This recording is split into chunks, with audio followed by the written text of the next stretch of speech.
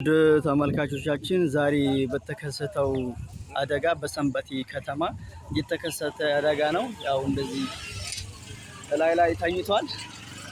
ያው እስኪ ተመልከቱት። ያው መጸለይ ነው የሚያስፈልገው። ተመልከቱት። ይሄ ሁሉ አደጋ ያው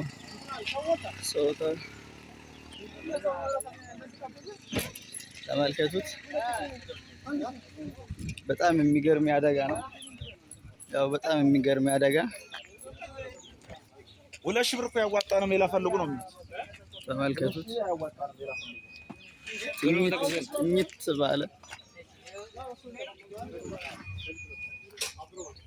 ይኸው ከኋላ ተመልከቱት። ይሄ ከኋላ ነው።